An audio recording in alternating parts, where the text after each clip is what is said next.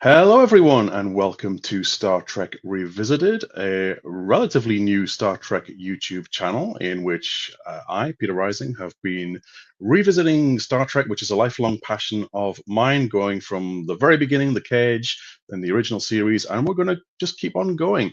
But this is something new. I wanted very, very much to reach out and connect with friends, old and new, and talk about their Star Trek experiences and journeys as well. And my first guest is my very dear friend, Stephen Rose. How are you doing, Stephen? Good to see you. I'm great, Peter, and thank you for making me your inaugural first guest. I appreciate it.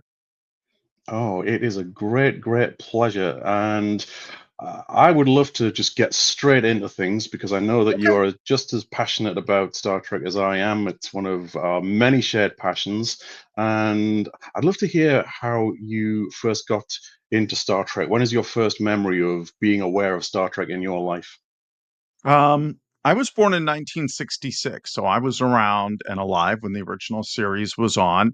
And I remember not during, well, probably towards the end of the first run, probably around season three, um, my dad watching the episodes and me watching one or two of them with him, not fully grokking it or fully understanding it. But I would probably say around 1976, 77.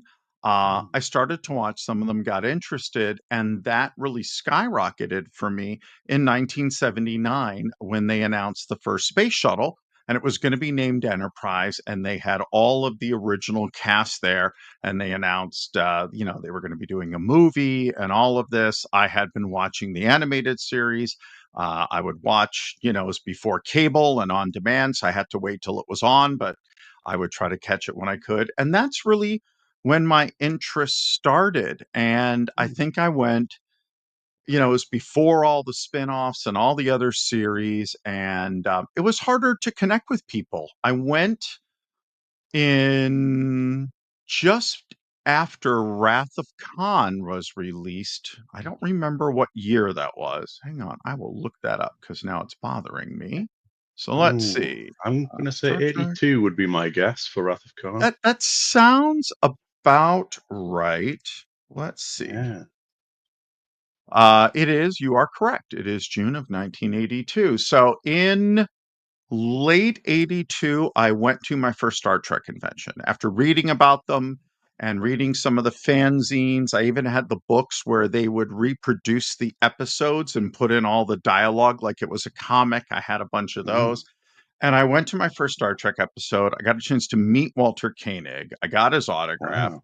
I bought a bunch of Star Trek merch, which sadly I no longer own. I got one of the first kind of the red command shirts, and I got some of the epaulettes and pips that they wear, and I put it on my punk rock leather jacket, and owned those for a while. And that just became a lifelong thing for me. So I thought for the show, I'd actually put together some of my favorite episodes from the different series. Some of the different Oh, series I liked more than others, but I thought, and I have a really interesting personal experience, which you mm. know, and we'll share a little bit later. But I thought I would start with a Star Trek trivia question for you. And Oh, that is please. in the movie Wrath of Khan, what does McCoy give Kirk as a birthday gift? He gives him two items. What are the two items he gives Kirk as a birthday gift? Oh, great questions, my friend. So the first one is beware of Romulans bearing gifts. It's a bottle of Yes, Romulan that is ale. correct. And it And looks just like that. wow, yes. Look This at is a that. reproduction from a company that got licensed to do Star Trek. It's called Star Trek Spirits. They have a bunch of wines and stuff like that, but when they did the Romulan ale, I'm like, have to have it. It's actually vodka, but it is in the original design Look at of that. the bottle from the film, and it is one of my favorite collections. On the back, it says its first appearance in Star Trek II, Wrath of Khan. Romulan ales become a legendary throughout the galaxy, well known as a highly potent beverage of Romulan orange origin, with its characteristic crystal blue color. The Romulan libation was declared illegal by the Federation in early 2020 in early 2280, Even as the Hmm. Federation attempted to abolish it, Romulan ales remained a popular and sought after spirit, not only standing the test of time, but improving with it. So there you go. So I have Oh, a bottle of Romulan amazing. ale. The other item he Wow. gave him was a pair of glasses because James T. Indeed. Kirk is allergic to Retinax 2. That I Oh, remember. Retinax 5, I think. Did you say You 2? could be right. I remember it was Retinax, Retinax could 5. be 5 too, but you're probably right. But yeah, Yeah, I'm that I allergic to remember. retina. But Yeah, yes, and they were a fine pair of glasses actually. And they were. Kirk breaks them at the end of the movie, and then sells them in movie number 4, which There you go. creates a paradox. Nice full circle paradox Yeah, moment. Yes. Will but he and who he made gets the to buy them glasses? back later. Exactly. So, anyways, I Oh, I bought fantastic. that about 2 years ago, and it sits in my background up there on my shelf with a lot of my other, Indiana Jones and various figurines. And every Yeah. once in a while, someone will go, "Is that a bottle of Romulan ale?" And I will go, "Good eye," and I pull it up and I do that. So there we go. Wonderful, wonderful. Oh, what a great start. Please go on. I'm loving this. Let's go through All right. your Should favorites we do from the all the shows in iterations. order, mixed order? Doesn't really matter. What do you prefer? Let's go through in the correct order, starting with TOS, Okay. the original series. Let's start with TOS. I have two favorites and then one that's a secondary favorite. For me, the favorite, it always goes back and forth, probably between Devil in the Dark, Mm, the episode with the Horda, because it was such a great episode that really dug into, obviously, very simply, don't judge a book by its cover, but it's far more than that within it. Or, of course, City on the Edge of Forever, probably one of mm, the best episodes ever written. Morality, greater good, sacrifice.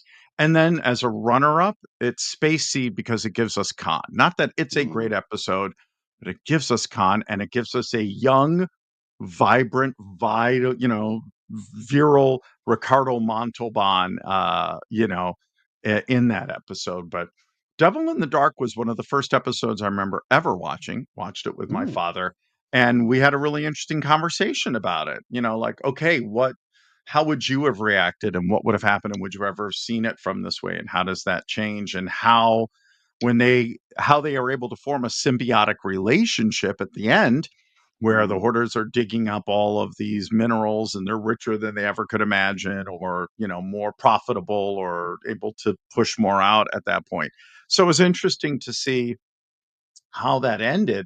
And City on the Edge of Forever is just a brilliant episode that so many people have used as a template for so much science fiction in the future and really sort of sets up, time travel and paradoxes and, so many things that have become almost trope in science fiction today. But that mm, was one of the first, certainly multimedia outside of written that we saw on screen, film, et cetera, et cetera, et cetera. And is probably one of the best versions of it, really beautifully done, and gives us an insight into McCoy, who was always a secondary character. We really get a chance to kind of explore him a little bit more too. yeah. So those would Oh, be mine. completely amazing choices. Devil in the Dark. I have a little bit of trivia about that episode, which you Please. may or may not know, is that during the episode where they're filming, there are several shots of Kirk from behind as he's facing the Horta, phaser drawn Right. Yeah. gorgeously. And William Shatner, sadly, his father passed away during the filming of that episode, and that is actually his stand-in double who is um, Really? being shown from behind, which if you know what you're looking for, is very Sure. easy to You spot. you can see it. Yeah. Yeah, That's it. I but did not know that. That's very interesting. Plus, Leonard Nimoy, William Shatner, and William Shatner, myself, we're all Canadian and we're all Jewish. So there we go. We have that in common as well. of course, yes, famous Canadians indeed, Yes, and absolutely. yeah, and Do you Jewish. have a And favorite TOS episode, one that you've talked about or will be talking about? You don't have to go into too much detail. I know you'll probably dedicate a whole show to it later, but oh, what I is could one that stands completely out for could. you? The one that I'm always drawn to is season 2, The Doomsday Machine. I really love that one. I Well, I was. find it. No, no, mm, go ahead. I, No, no, I'm go ahead. I'm all, I'm always drawn, particularly to episodes where you get a lot of other ships from Starfleet and you see other aspects of Starfleet. And that was the very first one, I think, where we saw the Yeah. USS Constellation and another captain, or a Commodore in this case, who was very, very troubled. And but the story is just so compelling because they basically swap ships, and Yeah. Decker takes charge of the Enterprise while Kirk is stranded on his ship. And just love that one. So And good. Brave New World, this last episode is almost an homage to Doomsday Machine. It was one of the first things I was thinking is, hey, this is kind of Mm, like Doomsday Machine, the Planet Eater, and mm, kind of an homage back to it in some ways. Those two episodes went in different directions, but I love the fact that, mm. hey, this is sort of giving a bit of a head nod to it. The same way that, when in, what am I thinking? Lower Decks, when they did the homage to the big green hand, as Yes. well, the big space hand. Same kinda thing. So I thought, that was great. Interesting. Why that episode? What was it that just is it just that, or was it one of the first episodes you saw, or it was just seeing the opportunity for the expanded universe? I think that was really for me the first indication of that expanded universe, and it started off in series two when you got to see more of the fleet. And I'm really into all of the pomp and ceremony of Starfleet, particularly when you get into Wrath of Khan, where director Nicholas Meyer made it more naval, and all of the pomp and ceremony, like Right. Admiral on the bridge and that sort of stuff, and just Yeah. anything like, big sucker for. So this was just brilliant. I mean, on any different day, Doomsday Machine's always there or thereabouts. It would be in top five. But I actually have a soft spot for quite a few episodes in the lesser favored season three, to be honest. And the Yeah. reason probably why for that would be my first actual memory of watching Star Trek as a child in the UK. It used to be on BBC One, I think, on a Thursday night, something like 7:30. And my mother was a big fan. She used to watch it. And the first one I recall watching, probably not too surprisingly, is Arena because of the Gorn. Sure. Um, and this is at a time when it was pre VCR, so you had to watch what was on and when it was on. Right.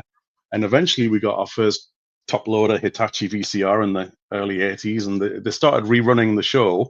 I think it was off air for years, and it came back on something like 85, 86 on BBC Two, 6 p.m.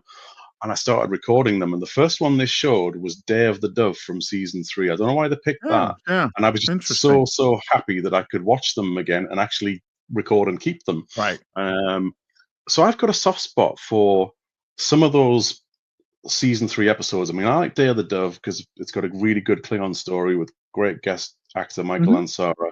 And Yeah. then two real standouts from that season for me would be Tholian Web and Bowling Web is the a great Enterprise episode, and it was nice to see it revisited in later shows finally and see them Yes. finally come back. I love the later series, and you'll see this in many of my favorites, where they do a callback to TOS in some way, shape, or Mm, form, or a character in there.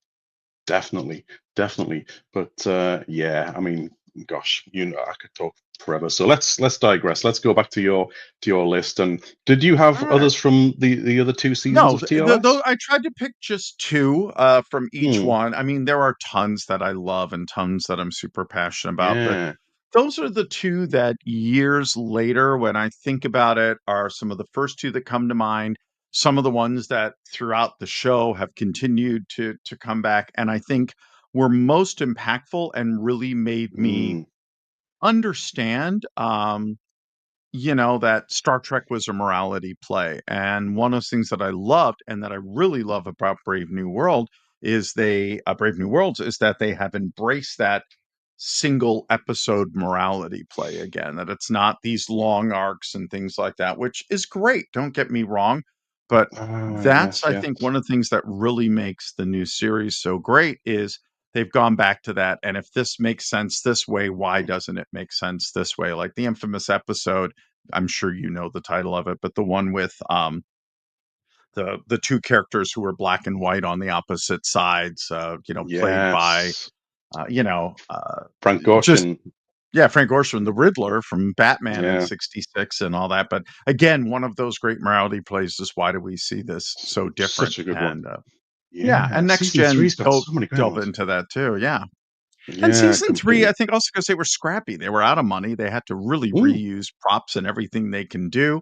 So they picked more outside stuff. They went into, the California desert 20 minutes away where they shot a Mm. lot of the stuff. I've actually been to the area where they actually shot the Gorn episode, was able to go Mm. walking around because I lived in LA for a while and we were doing a trip and I'm like, "Hey, I read this thing. Like, can we go here?" I'm like, "Why?" And I'm like, "Let's just go here." I'm the same one who Vasquez made a bunch. rocks, right? Yeah, absolutely. I'm the Yeah, same yeah. person though who made when I was on 13 and doing a camping, it was like a 6-week trip through the West with a youth group type thing. I made them take me to Devil's Tower because I really had to see that from Close Encounters of the Third Kind, and nobody gave a crap. But same kind of thing. Oh, amazing stuff. I love that. Strange New Worlds. The current season I'm struggling with a little bit. I'm digressing a little bit here. I Okay. loved I- I'm a big fan of the character of Captain Christopher Pike. I was always a massive fan of the Cage and the Menagerie, and I wanted Yeah. always to learn more about him. And when we had Star Trek Discovery, the first two seasons of that to me are the best, and Yeah, no, particularly, season 3 just was mm, doesn't really do and it then for they me. The bring same in with Anson Enterprise, Mount. like, the first 2 seasons were first season was Yeah, great, second season was okay, and then it just dropped off quickly. yeah, but when they bring in Anson Mount to temporarily take Yeah, over Discovery for season two, and he looked at the time so like Jeffrey Hunter, who played yeah, Pike in the original, and he performed and the he had character number 1 and called in a her, similar the way. original yeah, exactly, the original Yeah, number 1 who was a female with exactly. Una and all of that. It really Yeah. went back to the pilot and the Genesis, Dr. Mbenga, who was the original name of McCoy before it Mm, became McCoy.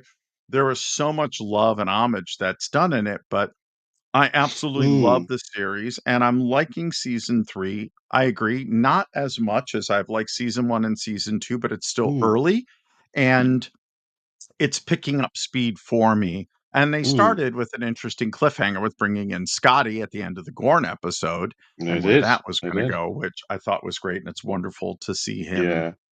as part of it too. But yeah, I'm kind of curious to see where it goes. And I'm now they also know trying. when it's going to end. Yeah. Yeah, I'm trying so hard to just enjoy it for what it is, but I am such an encyclopedia of what happened in the originals that if something's not right, it really Not bothers me. And, I, canon. and Yeah. I'm and I'm trying not to let it because young writers they don't give a crap about canon. They're like I'm not going to Eh, let canon get in the way of a good I don't story. know. The I've heard them fact say that that. you have the guys who were behind Next Gen and Deep Space Nine and all the rest, Orsi and the rest of them, they are very canon oriented, and I think they're the thing that's really helping to keep that in its Mm, its place as much as possible, but also giving a loose interpretation when it gives an opportunity to expand characters and kind of move things in a new and mm, interesting way. So I think it's kind of a 50-50. I wouldn't say they've thrown it out the window, but they do handle it a bit more loosely, especially mm. since many people didn't really get into it until Next Generation or even later with some of the other shows. They're also That is true. look at canon and some of the other areas. So I think that's interesting. Yeah, All right. yeah. Where We does could that do a take us whole to? nother show on that one anyway, but let's go back. Let's continue. Let's go to Next Gen. Let's do it. Next Gen was the first series that I got to watch live. It was Mm, on every Thursday. I would record it. I made sure that I was home, and if I wasn't home, I would be, recording it as such. Um, it was great. I think in the later seasons, it started to drag, and mm, again was not what it was. I thought the finale was questionable, and I thought it was great mm, that they sort of kind of had a chance to sort of redo that with Picard, and we'll talk about that a little bit later. mm. But for me, the Darmok episode is one of my top ones. And I love, and what's Yeah. interesting is it actually was kind of a rehash and redo, but better of a movie called, let's see if you know this film, Hmm. Enemy Mine. Do you know the film Enemy Mine? I know the name. I've heard the name, but I have not seen it. Dennis Quaid and Lou Gossett Jr. Lou Gossett Jr. plays an alien. Dennis Quaid is a human, and it's set in the future. And they get into a spaceship fight, and they both crash land on a planet. No one's speaking each other's language, and Mm, they have to end up helping each other as they realize to survive. And what they find out towards the end is, although the Lou Gossett Jr. character seems to be male, he's pregnant and has a baby, Mhm. not to be a big spoiler, but then dies. And now Dennis Quaid has lost his friend and will now have to take care of this alien baby.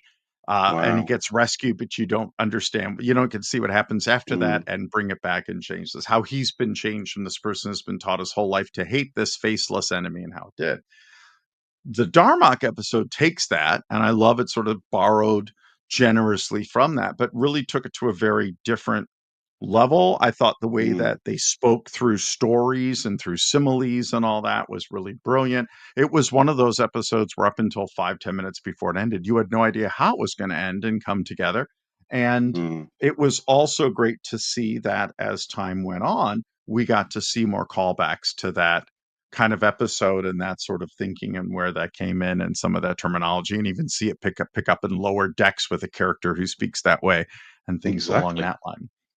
Yeah. So that's my number one, and my number two is generally not one of the favorite episodes, but Mm, I'm a big fan of the Klingons, and I have it. I loved them in the original series when the redesign happened in motion picture and yeah. all of that. But I love that kind of samurai um, feudal Japanese culture. So for me, a matter of honor when Riker serves Ah. upon the Klingon ship, when he realizes that Klingons have a sense of humor, is absolutely wonderful. When he has to eat gach and he says, gach is best served alive. And they're like, perhaps you'd Mm. like us to get one of the women to breastfeed you, something easier. And he eats it, and how he gains respect from them, and how Mm. he beautifully rides that line of honoring the Klingons and what they're doing, even though they're going in a bad direction, in blaming the Enterprise for this, but doing that, and just a great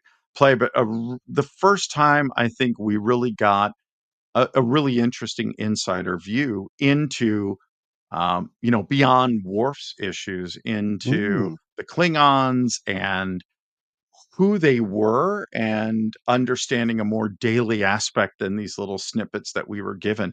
And the fact that there was humor and all these different things in the episode. And it was great to see Riker, sort of embody that and do that. So I absolutely love that episode. It's one of my favorites, one that I've watched many times and still find just as good and just as entertaining. And although a little dated, it still lands really, really well for me. So that's one that I Oh, don't think a wow. lot of people pick, but I really enjoy and is one of my favorites, and really, with my vision of the series, really sort of struck me.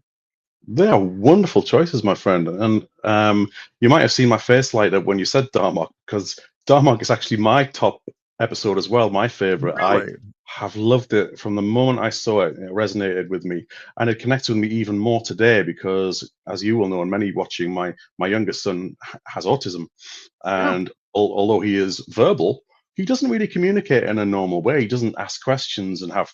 He actually kind of does communicate in the way the Temerian does in that episode, by metaphor, Interesting. by citing example. Like he will come into the room and say to me, he won't say, "Please, can I have another drink?" He will say, "Does Oliver need another drink?" He will make it Third person and in, all of in, that. in Yeah. that. Yeah, so that's the way he communicates. And it means an awful lot to me. And I think two amazing performances by two great actors. I mean, Patrick Stewart, Agreed. duh. But then, do you know, trivia question for you, who played Captain Dayton under all that makeup? I do, and he also was Captain Terrell in Wrath of Khan, so There you also go. awesome to see him come back in a Yeah, dual role. Paul Winfield, I believe, Paul Winfield? Yes, Paul correct. Winfield. Yeah. To see him come back in a secondary role and, later, and do that, and an interesting callback to Wrath of Khan. Yeah, I had Superb not thought actor. about that till just now, but yes, that Yeah, absolutely was it. But yeah, a really great episode, on so many levels. And there's a lot of great episodes in that series, there really that is. I love. But those are two that, as I've watched and gone back and watched, just so wonderfully go over time that Mm. I really, really dig. Yeah, and Darmok, another little piece of trivia on that one is it was Please. the the first time that Patrick Stewart as Picard wore the alternative captain's uniform, the sort of suede leather jacket look, it debuted in Oh, that no, you're right. episode. Yeah. And I always loved that. I'm a big sort of sucker for those alternative uniform styles, like in back Right. to TOS, Kirk had the green wraparound sort of tunic, and Right. And then they also had the yeah, gold one that they did when he was formal. And then they yes, had the, when they went to the Mirror universe, they had a different one mm, there as well. So, yeah, it is yeah. interesting when they do that and they sort of play with it. So, Yeah, I do agree with you on Matter of Honor as well. By the way, that's such a good and underrated episode from the much maligned season two, and um, really, Star Trek: The Next Generation really did define the Klingons. yeah, They wrote the book on who they were as a race. It started taking shape a bit in Star Trek three and four to an extent, but really, Next yeah. Generation defined it and fleshed them out. Yeah, and that was one of the first really deeper opportunities. Obviously, when, Worf, it had Mm, Alexander and all of that, and lost his honor and had to go back and mm, get that and all that stuff. They dug into it more deeply, but that one as a standalone episode mm, just kind of really lifted the curtain. And it wasn't amazing. about Worf. It really was, let's see them, and I don't want to use the Mm, term more as human because that's not the best term there, but just see them as these individuals, as mm. these for who they are and how they stand, not at through this lens that has been created. And it was just this interesting sort of behind the scenes peek under the covers, and I really enjoyed it, and it was really great to Definitely. see, and well done. Oh, amazing. Before we move any further, just Yeah. the two that we've covered so far, Mhm. how about we flip the switch the other way? Are there any particular episodes from TOS and TNG that you really don't care for? You know what? I'd have to go back through and take a look at the various episodes. Yes, there Mm, absolutely are. There are ones that I like less than others. I would have to take some time and go back and look at them. I don't watch them often enough mm, for me to just call them off the top of my head. It's much easier for me to remember the ones that I do love over the ones that I'm like, yeah, like I guess with TOS, the Apollo episode with the gods was kind of, mm, yeah, that was one that mm, just didn't really grab me too heavy, and it didn't really win me over. Um, but I agree. I think there were episodes in every season that were not mm, as great, and I think, yeah, even in season 3, there were some really, really, really great episodes that I really enjoyed. And I think it's certainly the same with Next Gen. There were some that were a lot weaker, mm, that helped to go, hi, we're going to tell you a little bit more about, Data. Data as this woman who loves him and wants to follow him around and, do all this. And he doesn't know how to deal with it, which as an episode itself is kind of okay, but you get a little more depth into understanding his journey and where mm, he's going. And so mm, I think when you have a longer series, you're going to have episodes that are not as standalone as they were in shorter series like TOS, mm, but are important for character development, for which will become important later in the series. mm, Like, as the one where in Next Gen, where he has to sit down and Starfleet basically says he's property, and Picard has to, yeah. show why he's not property. And although he's not human, that he has rights in doing that. And Mm, those episodes before that were weaker really set up an episode like that later and help to give it the mm, gravitas, because you understand some of the things that he has done that have led to mm. Picard seeing it that way. So, Yeah, so that's the measure of a man. Another great season yeah. two episode. Fantastic. No, I love that. Totally agree. Totally agree. Okay, let's keep going. I'm loving this. That gets us now to Deep Space Nine, which I will admit I was not a huge fan of. I started Mm, watching it and it just sort of lost me, but I've started going back and watching some of the episodes, and there are two episodes that I found mm, I have gone back and watched several times, and they're the ones that stick out for me. The first one is um, the Trials and Tribulations episode, ah, which was the Deep Space Nine TOS crossover, which was so brilliantly done and edited and dropped in. And I watch it, I'm like, that's just, and especially when it was done, it's certainly not in the age of special effects and the ease where somebody could do that now on their laptop, but the quality of it and the amount of time it took to figure out how to weave that in and make Mm, that work and where to add something a little bit extra and then be able to cut over to the original footage and bring that in. I just absolutely loved, and the fact that the Terry Farrell, Dax character thought that Kirk was hot and, that whole thing too, and watching Cisco's sort of reaction to that and mm. how she, sort of reacts to it. But that episode, the first time I watched it, I'm like, "Oh my god, this is awesome," and I've watched it several times since then and really enjoy it as a standalone episode. I think the other episode that I really enjoy and I've recommended to many people is the episode called Far Beyond the Stars, which Ah. is the episode done in black and white, which has all of the characters without makeup, where, Avery Brooks plays this writer, Benny Russell, Hmm. science fiction writer, and how they sort of explore Star Trek, what Star Trek was dealing with 30 years ago with race and women and all of that, and the fear of doubt of the social moment that's both happening during the Dominion War and is also Mm. happening in the United States in the 1950s, as well as the Russian scare. It's great to see Armin Shimmerman because you realize what a great actor he is when he Oh, has no yes. makeup on. And in that Mm. episode, he really gets to shine, as well as Renee Auberjonois in that episode, who's really, really wonderful. Mm. It's a great episode, and it's a wonderful morality play on racism and social inequity, and looking at it that way in a very different lens and opening that up to an audience that often has been more accepting of that and change and looking at things differently because they look at the future and what the future can become.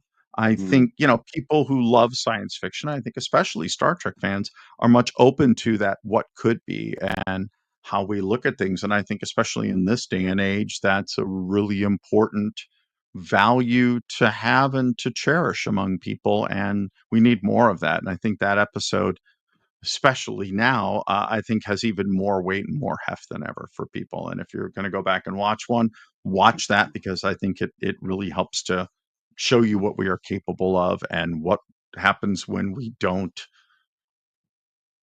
understand or realize the situations going on around us and act in a way that we can. Oh, wonderful choices. And there's a really cool theory that many Trek fans like to talk about, in that the Star Trek universe, everything in it, is actually not, I mean, we know it's not real, but it's not real in the context of its own self, and that it's actually the imaginings of this writer, Benny Russell. He wrote the Right. whole thing, which I think is Exactly. wonderful, wonderful notion and pure science fiction. And Avery Brooks just Mhm. performs it so beautifully and Oh, they emotionally. all do. They're all Wow. great. Yeah, the woman who Yeah. plays Kira, I can't think of her name. I know you know. Nana Visitor. Yeah, Nana Visitor is also Yeah. wonderful in that. I mean, they all are. They're all great, but it's such a great, um, just seeing it and just that wonderful, more like TOS flip of the lens on, hey, let's Mm, look at this, but something that was going on during the TOS time span, and mm, flipping it to go, let's look at that 40 years later or 50 years later and flip that mirror and look at that again in a very different way through that. And that's just some brilliant out of the box unique thinking in that meeting when someone sat down and said, "Hey, what if we do this?" I would mm. have loved to have been in that pitch meeting, but going, "I'm sorry, what?" And have them walk through it and just go, "Holy crap, that's a completely left field, but it works," and how it ties it all together and does it. And it's just a really refreshing moment. If you're not a fan of the show, you could Yeah. watch that as a standalone episode, not being a science fiction fan, not knowing anything about any of the shows, and I think you would get so much out of it. Unlike, um, the previous episode that we were chatting about, which is really built for the old school Star Trek fans and seeing those two Mm. worlds come together. And I love crossovers and mashup episodes; those are Oh, my favorite. yes. So, Yes, so do I. And you're so right. That episode was done so well. Remembering, of course, this was the early 90s when this was filmed, and the technology, I mean, yeah, it holds up today. It looks great. it It does. looks seamless. and it It was really done so does. respectfully and so beautifully, and I And love the that hours that too. had to be spent in the editing room looking at the original episode before they even shot, going, Mm. "Okay, we can take this, but we're missing something here," or is there some outtake? And I guess didn't they find some outtake footage and things like that that they were able to use and bring in? And I think there were one or two where they had some outtake footage or extra footage they found from Ah, the maybe. original and were able to clean it Mm. up and drop it in that provided some of the longer shots and other things they were able Mm. to do so they didn't have to recreate that. But just even the way that they hide going between old and new, it's just really well done. It goes back to old school filmmaking, which I love to see. Not relying upon special effects, but human Oh, stunning. ingenuity to make that happen, which is just always great to see. Yeah, Do you really have a favorite beautiful. episode? Deep Space Nine is a it's a funny one for me as well because I started watching it. Next Generation was coming to an end, and it sort of overlapped with DS9 starting, and Right. I watched the first three seasons of it religiously, and then I came to a point in my life where obviously other priorities took over, and I stopped watching Star Trek. Not entirely, but I would dip in and out of it here and there over the Right. next course of Deep Space Nine, then Voyager, then Enterprise. And then years later, not that long ago, in fact, probably about 10 years ago, I said, I'm going to go back and I'm going to rewatch them all. And it was such a treat at that period of time when there was no new Star Trek. We went into the period of Discovery being back, and we might have had the JJ movies, but it was so good to just go back from a that the lens of watching something new, but it was also Yeah. old. But on Deep Space Nine, I really like the Dominion War. I love the episodes that you've mentioned. There's one that is very, very powerful during that whole conflict where Cisco works with Garrick to engineer getting the Romulans into the war in the pale moonlight. And Right. it's Yeah. wow, powerful performance again by Avery Brooks as he sat there with a glass of whiskey in hand, doing his personal log about how he's manipulated this situation. And am I proud of myself? No. Would I do it all again? Yes. Right. And oh, just superb, superb. But the whole Dominion War arc was beautifully done. I really appreciated how Deep Space Nine took a big risk in those days by going Yeah. into away from episodic storytelling into To go story into arc, the and it bigger, longer arcs. Yeah. paid off beautifully with cliffhangers like A Call to Arms, which is probably my overall favorite episode of Call to Arms, the end of season five, I believe, where the Cardassians who've teamed up with the Dominion, they overpower and they take the station, and Cisco and crew have to retreat. Right. And that makes for some very powerful stories in the start of the next season as they're planning how they're going to get back. So there's a really powerful scene at the end of that episode, which I love, where they've abandoned Gul Dukat, the Cardassian Cisco as nemesis. He walks into Right. Cisco's and his old office, and Cisco's left his baseball there. And the guy with Dukat says, "Oh, what's this?" And Dukat picks it up and says, "Oh, it's a message from Cisco.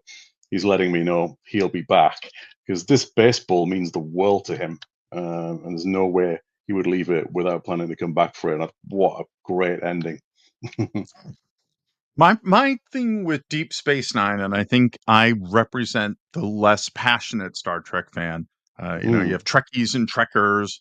I go yeah. from being a Trekkie to a Trekker, and I've gone back and forth. But it was at that time because we also had a lot of the movies that were coming out that I got full for a bit. I'm like, okay, I'm kind of done. I'm getting too much Mm, Star Trek and too many different things going on and all that. mm, And I need a breather from it. I also felt that the quality of some of the writing was not at the mm, level that I expected it to be and what I had gotten from most of Next Gen and certainly from TOS, and it was getting some great stuff in the movies as well.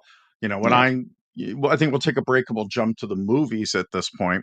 We Sure. had the amazing Wrath of Khan, always in my top 10, 15 movies of all time.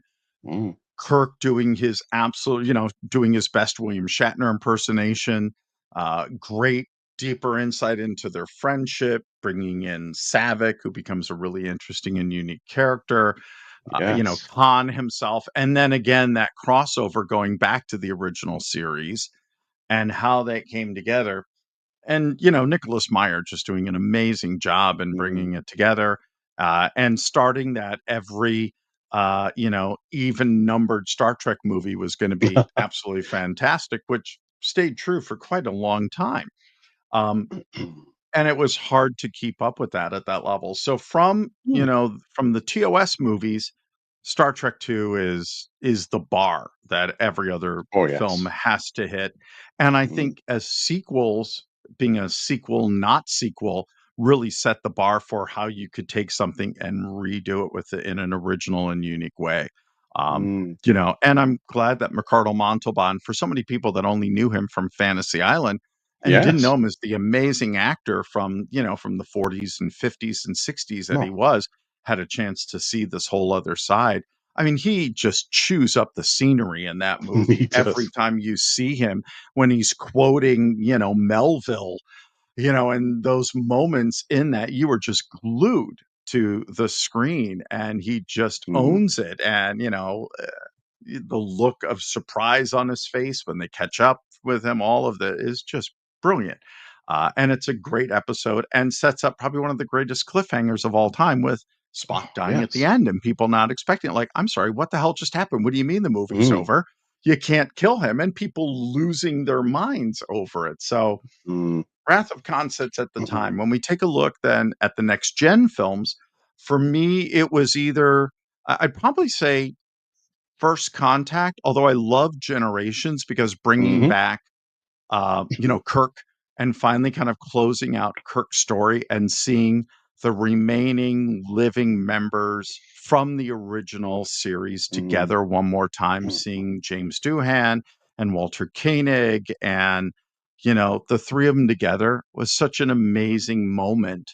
And, meeting Sulu's daughter and him mm, thinking, all this and understanding Guinan's backstory, which was something yes. that was never really delved into that deeply in Next Gen. I love that one, but First Contact is just great. The ultimate Borg story that we had all sort of waited for, seeing that all coming Mm, together and seeing that happen, and Picard dealing with his own PTSD that would continue to follow him yes. throughout all the different series over Oh, this. wow. And, getting a chance to see the moment when, the Mhm, humans meet the Vulcans and the moment that warp technology was done and all of that.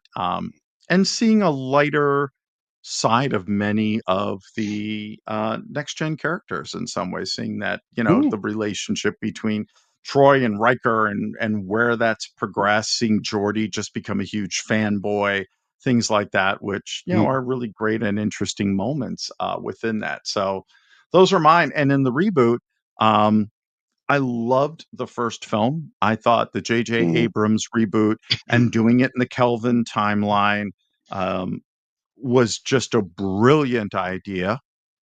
In doing that, the opening sequence is probably one of the most action-packed, interesting, high and low moments that you can do in the opening of a film in the first 5 minutes before you even really get to the credits.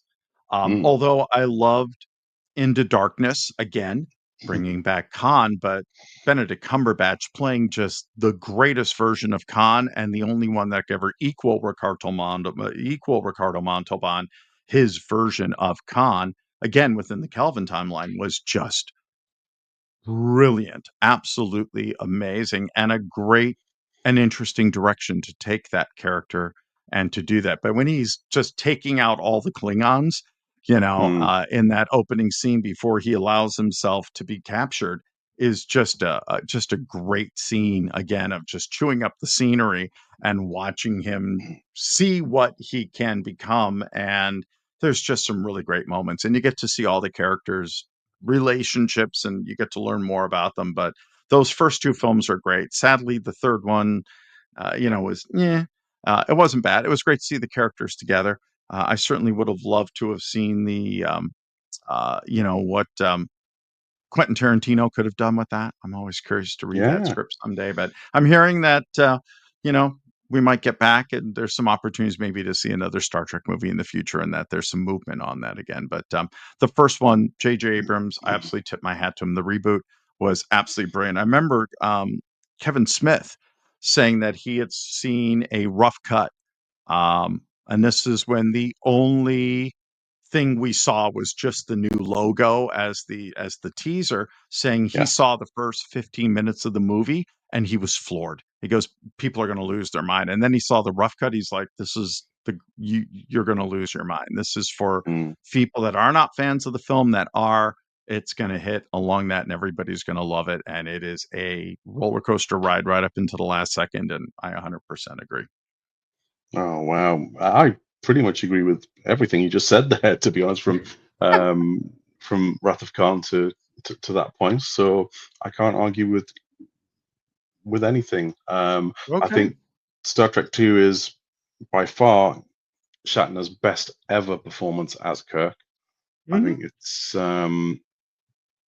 it's just and that's down to Nicholas Meyer without a doubt Yeah. because of And the 4, 4 was great and it was humorous mm, and it was wonderful, but 2 just was, the film where everybody said, "Can they recover from 1?"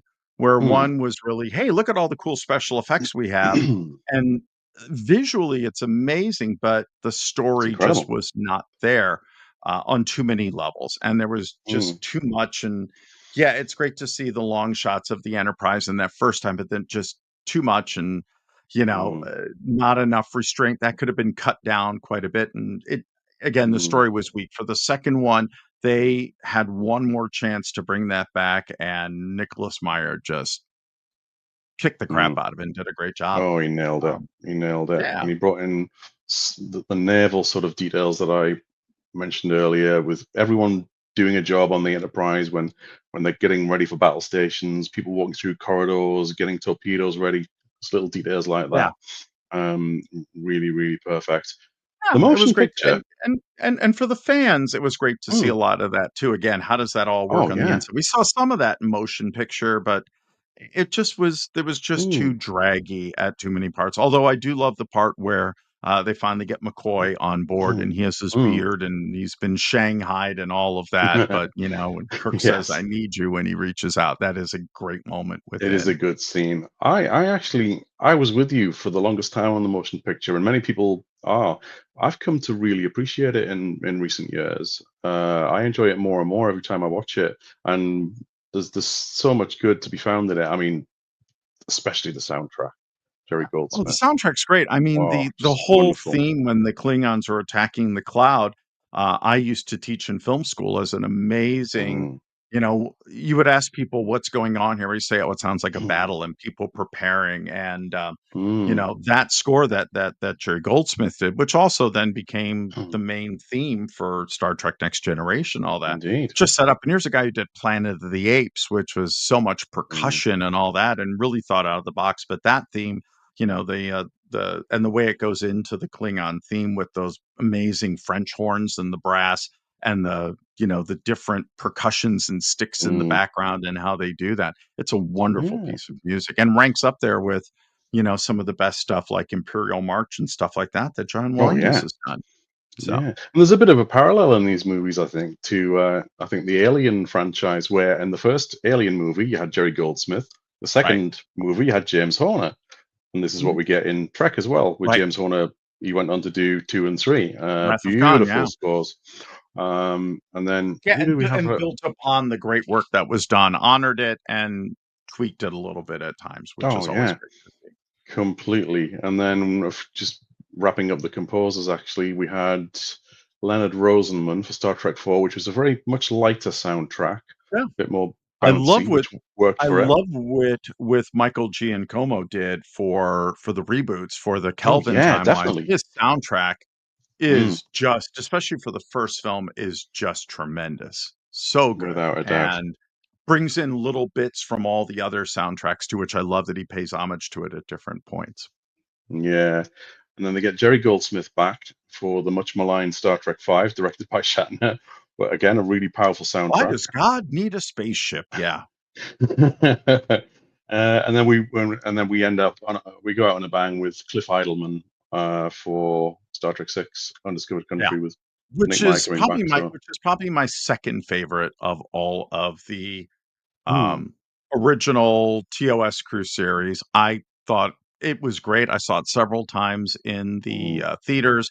I really enjoyed it. And Christopher Plummer takes that movie to a Oh, whole nother level and is just completely. brilliant. It's a great murder mystery as well, which is really fun. You get a quick, um, Mm, cameo from Christian Slater in that film, which yes. is great. Yeah. You also had one from Jane Wheaton in one of the earlier films, which is really great from the Go-Go's. But that Hmm. was a great film from beginning to end and well done.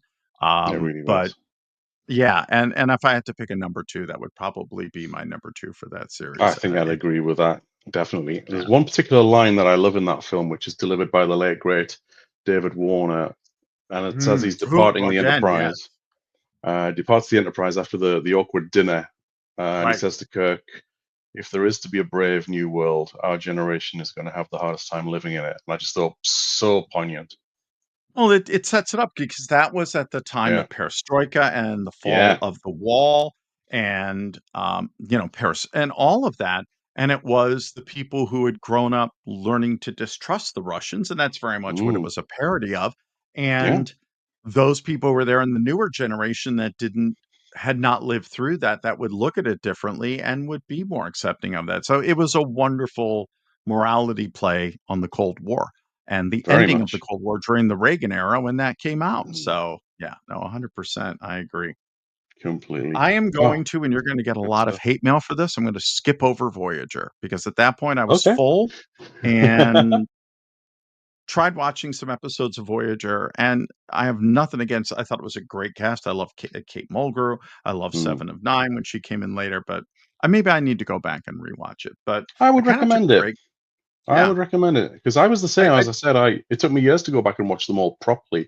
I've watched Voyager all the way through twice now, and I love it. I think it's really really good. So Yeah. definitely recommend I you had do that at also some point. skipped Enterprise, and then I went back Mm, later to go mm, watch Enterprise and actually, at least for the first season or 2, enjoyed it a lot more than I thought I did. I watched, like, the first 2 or 3 episodes at one point, and went, "Yeah, this isn't working for me," but I went back and mm. rewatched it, and for me, the 2 episodes and really the actor that sticks out for me in that series, was Jeffrey Combs as the, Andorian. Oh yes, Shran. Come on, yeah, Yeah, Shrem, and brilliant. Mm, those were the episodes where I went, "Wow, this is exciting. I wanna see where this goes." I loved him and, the Andorian incident and Proving Ground, those 2 episodes where you got to see the mm, hierarchy and finally getting a look at this character that we only had a brief kind of a mm, barely a peek of in the original series, and seeing that was just great, and he really brought it to life and showed us a whole new character in the Star Trek universe mm. that we would see later in some of the other series, but I just thought it was just absolutely brilliant, and that he really, in those episodes, I thought were some of the best performances, and best episodes within that series. I agree. I mean, he's Star Trek royalty. Jeffrey Combs, the number of different roles he's played, especially in Oh Deep god, Space yeah. Nine. Yeah. No, absolutely great. So I guess that gets us to Discovery, and Discovery, I had really high hopes for, and I thought it hit a Mm, lot of that in season 1 and season 2. agreed. Especially season 1, brilliant. Hard to figure out where it was gonna go. Love the concept and all that. Great ending to it, bringing in Spock, who, setting that up and setting up Mm, Brave New Worlds later. Season 3 just it was just a disappointment to me and didn't do it, but the, for Discovery, the 2 episodes is probably the first one where we get to see the next new evolution of the Klingons, I thought was wonderful, and the episode, if memory serves, when we got to see the Talosians return, yes, I thought wonderful. was really tremendous, and again, great seeing another old character coming back and getting depth Mm, that we had not seen before in that character. Were you a mm. big Discovery fan? Did you like Discovery? I've watched it all, as I have every Star Trek. I don't care for the later seasons, but I like seasons one and two. I particularly love the performance of, and for some reason I can Jason Isaacs. I nearly always forget Oh, his name Jason Isaacs as was great, yeah. Captain Gabriel Lorca, Right. who, um, I mean, he came into it and did a very Southern American accent in it because he didn't Right. want to use his natural British accent because he didn't want to be another Patrick Stewart. And I really applaud him for that decision because he did the accent really And well. didn't wanna be Patrick Malfoy's dad in any way, shape, or form, or Malfoy's Exactly. dad in any way, shape, or form. So, yeah, no, Yeah. I agree, and I didn't even recognize him until a few episodes in, and I went, "Wait a minute," Mm, and I had to go back and put 2 and 2 together and go, "Oh, holy crap, that's who that is." Yeah. No, yeah, I agree. definitely. It was great He was so casting. good, so good. And I go back and forth sometimes on whether I enjoyed the fact that he was revealed to be from the Mirror Universe or not, because I quite liked him being that sort of anti-hero type captain, a war-focused captain, and Well, it was it's the same in cliff, season 3 of a big Picard when twist, you wasn't have a it? captain that you hate and don't like, and finally, at Mm. the end, finally, when he's about to die, you go, "Oh, Oh, don't kill him yet, I really like him now, it took a while, I God, hated him Stashwick, for what a 3 legend! quarters of this." Yeah, I and then all of love a sudden that you're like, guy. "Whoa." Yeah, when you finally get to like him, he's like, "Okay, no, you're gonna die Oh, now," and you're like, "No." every time he was in danger, towards the end, like you, I was like, "Don't you dare! Don't you dare!" Right. But they Yeah, did. I They went I there. love the arc of how he came around and did that Yeah, and all of yeah. that. It was just really beautifully done. Oh, I mean, we're skipping ahead, but it's too good not to talk about because at the very No, start, it's as you fine. No, say, let's jump right into it.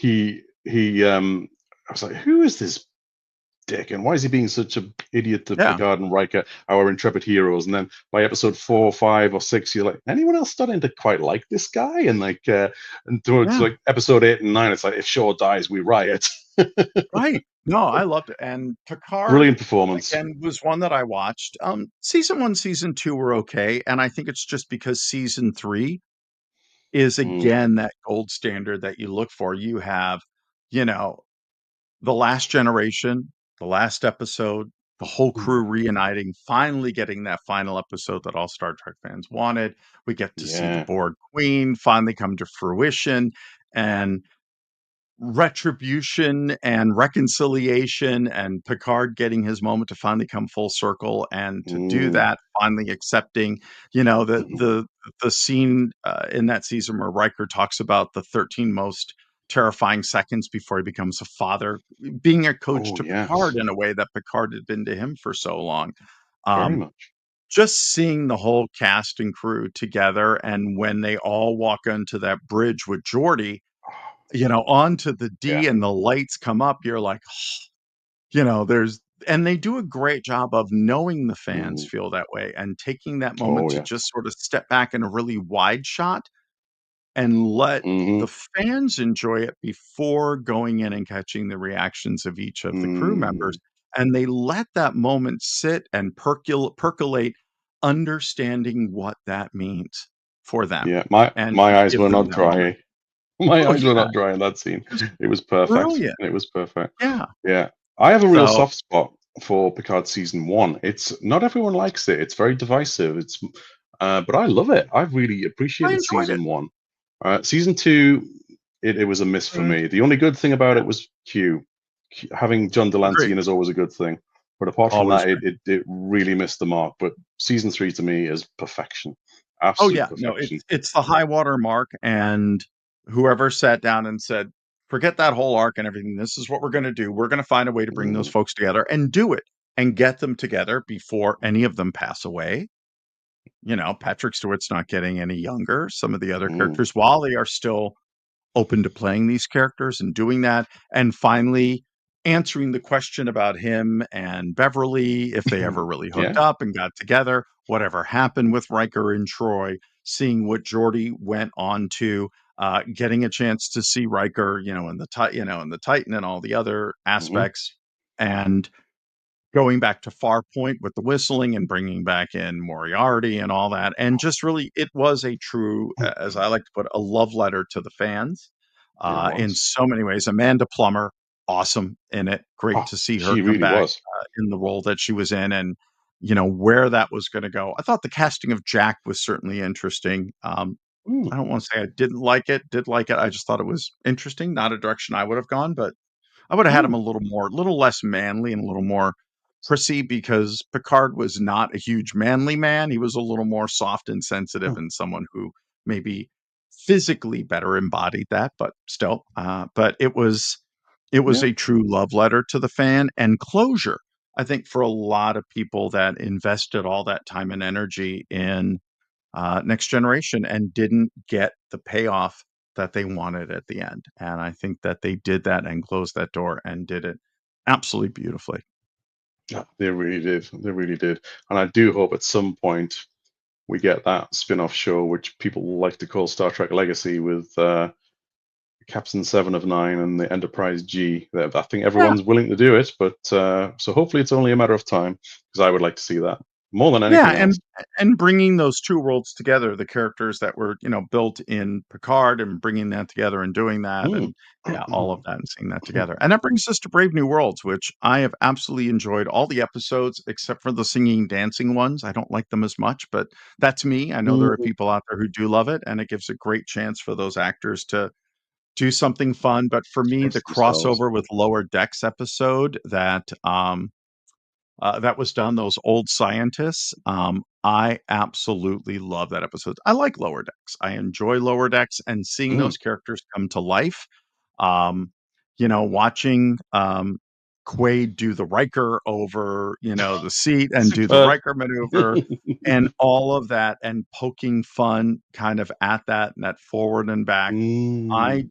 It's the one episode that I've watched probably several times and I Yeah, notice I something agree. new in it every time. Yeah, and And that was it. Apparently, that was improvised, that scene as well. Apparently, Quaid yeah, just decided, because Jonathan Frakes was directing it as well, and yeah, he just no, decided to exactly. go Riker. I'm Like, gonna do a full Riker. And he did it, perfect. and he called it out, and it was yeah, it's just brilliant the Oh, way that they did that, and, that yeah. episode there's a lot of great episodes. I enjoy the whole series. I've watched most of the episodes more than once. I Mm, certainly enjoy them, but that one is the one that I probably watch more than the rest and is a mm, great standalone, and again, is one of those crossovers, the love letters that mm, I love, and I thought it was a great way to do it, and the fact that they animated the whole Brave New World cast at the end and did yes. them as animated, I thought was just a great closure and unexpected at the end of the show. Exactly. No, I couldn't agree more. That is by far my favorite episode of Strange New Worlds to date. And I also love Lower Decks. When it was announced, I was dubious about it, but it became very quickly the Star Trek that I never knew that I needed, because there are so many great Easter eggs and love letters Oh, in yeah. there to the fans, and the animation is so beautifully done. I love it. Yeah. Absolutely love it. So I know one of the things you asked is about Trek memorabilia, and, I have an Yeah. interesting story. You know this story, but a lot of folks don't. So, I have this, and this is, Wil Wheaton wrote a book and Mm, then decided, mm, about 10 years later, and it basically was his blog that he started in the early days of the blog, and then he went back, as an adult, as a father, and commented and wrote about his thoughts in rereading it now 20 years mhm, later and what he went through in his perspective. And it's really brilliant. And so many, he's like, oh my God, I mm, can't believe this and that. And let me first say that he is a huge proponent of mental health and does a lot yes. around mental health. He's one of those people who I really love what he puts out on all of his different social channels and the stuff that he's read. But I had an opportunity to go interview him when I worked at Microsoft. They had a series called Inside Out where they would interview authors. Mhm, And somebody had seen a panel I moderated at Ignite, and they were like, "Hey, who's a good nerd that can moderate a panel that might enjoy something like this?" And I get a call from these folks, Microsoft. They go, "Hi, are you familiar with this series?" I'm like, "Yeah, I've seen a lot of them." We had mm, Thomas Dolby come to. They also would come to campus. We had Thomas Dolby come to campus. I had a chance to meet him. He played Blinded We with Science for us all and signed his book. I got to meet a lot of the astronauts, including Mike Kelly, Mike Massimato. I got to meet Gabby Giffords, which was amazing post gunshot, and see mhm. that. And just I've met some amazing people. And they say, well, it's because of we were coming out of COVID, but they're like, still, we're not going to bring people and we want to do this remotely. Would you like to interview Wil Wheaton? And I said, Oh, yeah, absolutely. Top of my list of some of the people I would love to meet and get a chance. I was a huge fan of Big Bang Theory, and I loved his Yeah. anti-hero character there. So this is a copy of the uncorrected proof of the book before it even came out, Oh, wow. that I got to be able to read and, do before the book was even available, signed by Will. Beautiful. And in addition, I also, because there is the famous scene in Big Bang Theory where he loses his last Wil Wheaton action figure. And Mm. I found them online and I bought 2. I bought 1, for my psych, who is a huge Star Trek fan, Hmm. and got 1 signed for him and gave the second one to Will, and Will says, "You know, I don't even have one of these." And I said, "Really?" He goes, "Yeah, Wow. this is really awesome," and was excited, and what was great was, about a year later, he posted something of some stuff on his wall, and that action figure is hanging on his wall. But I thought that I would Beautiful. share a few of the photos that I have from that session and, share them out with you today. So I'm gonna go to my share screen, Okay. and I'm gonna pick a window. Let's see. I don't want an edge tab, I want a window. Alright, I guess we'll just do the hang on, let me bring this up and see if that changes it. You may need to edit this part a little bit. There we go. Lightroom. Okay. So I will share this. I think you need to bring it into the scene. Yeah, we Perfect. got it. We got All it. right.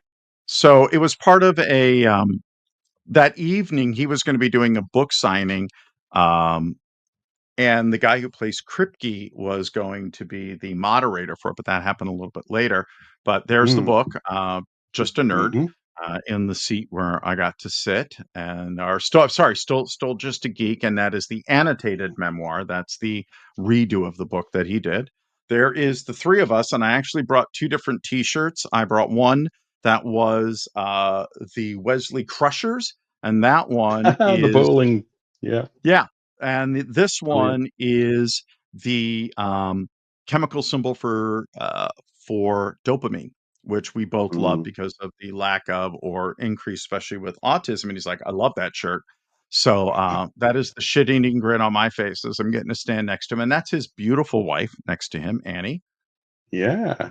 There's another photo Fantastic. taken a little bit further away, and I found it interesting we were both wearing, like, jeans, dark top, gray shirt, so we kinda matched each other on that one. You were kind of twinning, yeah. Oh, there's Oh, Kripke. yeah. Oh, no, we were there. That is the guy Cool, who plays cool. Kripke, who I was Yeah. so excited to meet. I can't think of his last name right now, but that was a great picture with him I took after the interview that evening, and he was just a great guy and kinda gave me a shout out, and that's, us talking and Will signing some stuff. That was the book that he signed for my wife, Yeah. which was great, and that was done on May 10th that year, and there I am interviewing him, and that interview Mm. I have on my website, so if folks wanna go see it.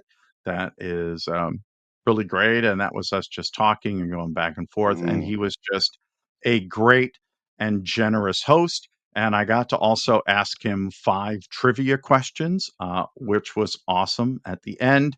Um, One was, about the origin of Charles E. Cheese from Chuck E. Cheese, and this and that. But my favorite question that I got to ask him was, um, "What is your favorite Star Trek movie?" And he gave the right answer, which is Galaxy Quest. Galaxy Quest, of Galaxy course. Quest is the best Star Trek movie ever, which we both Yeah. agree.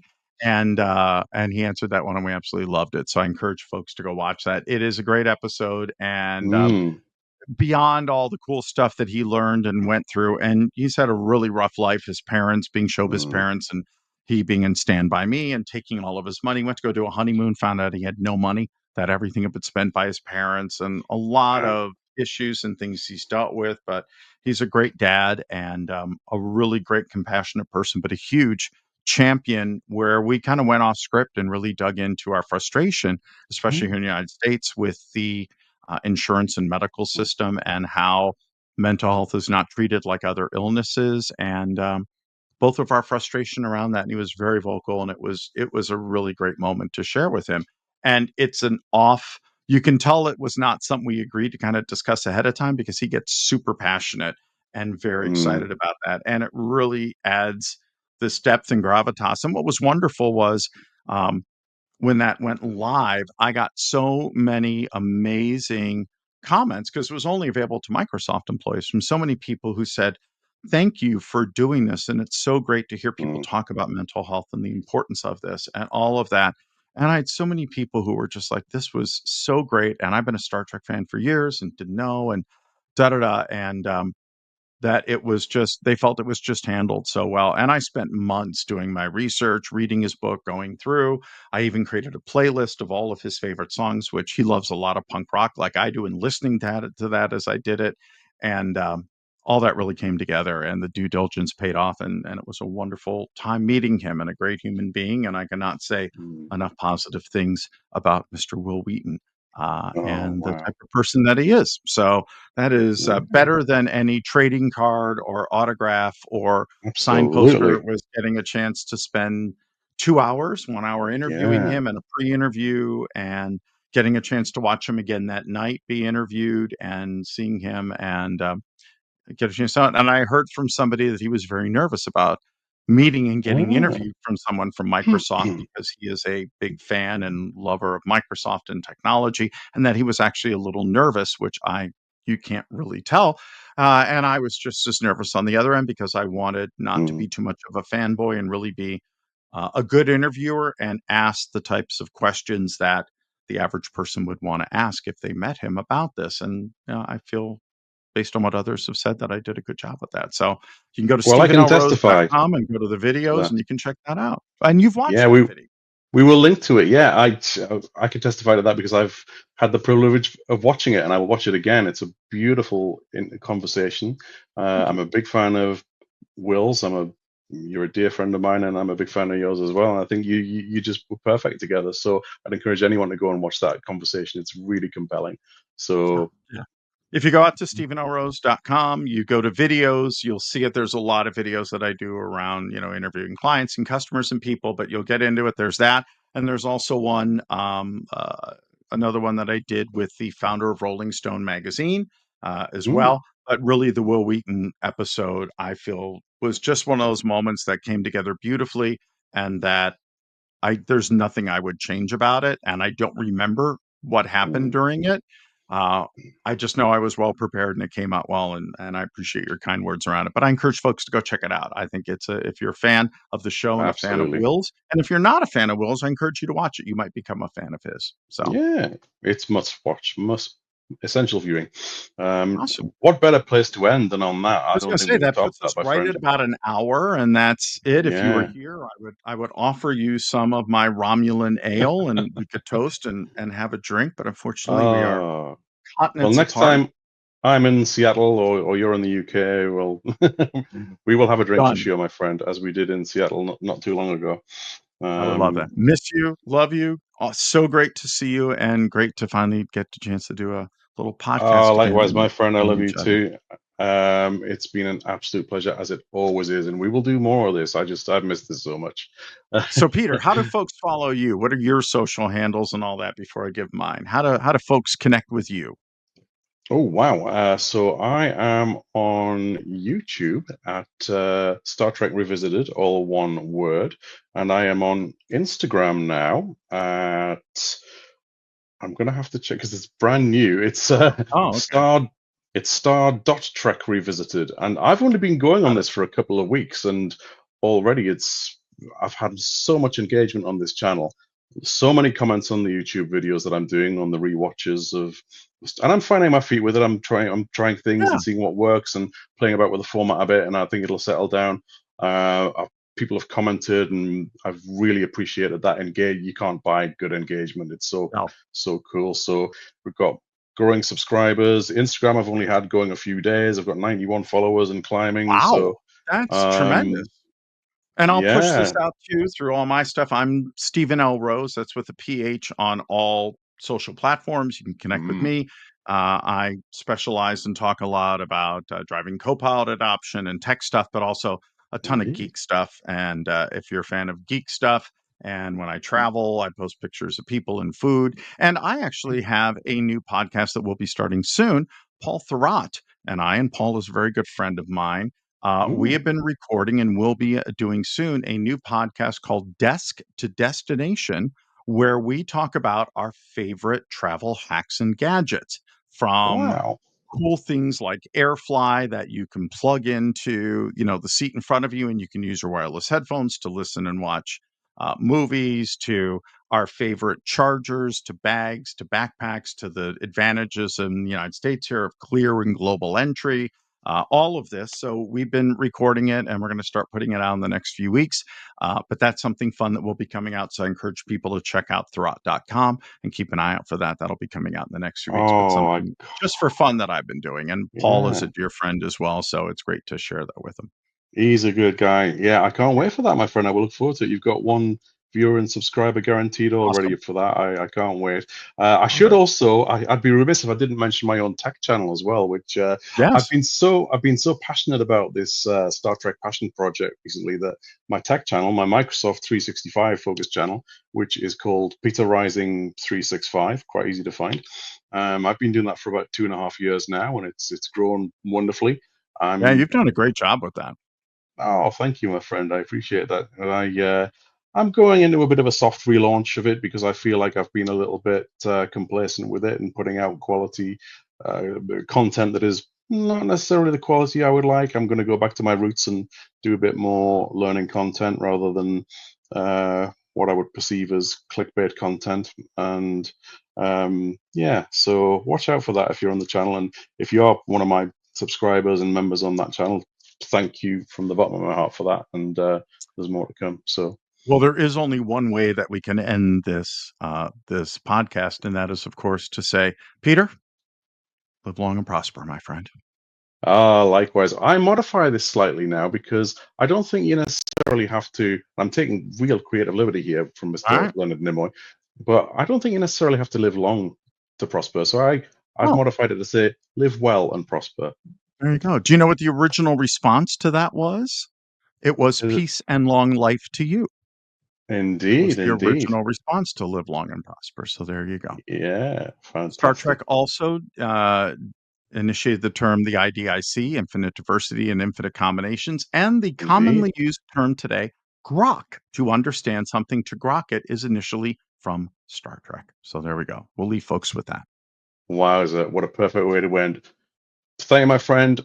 It's been a pleasure as always. We will see you very, very soon. Take care. Bye bye now. Take care, everybody. Bye.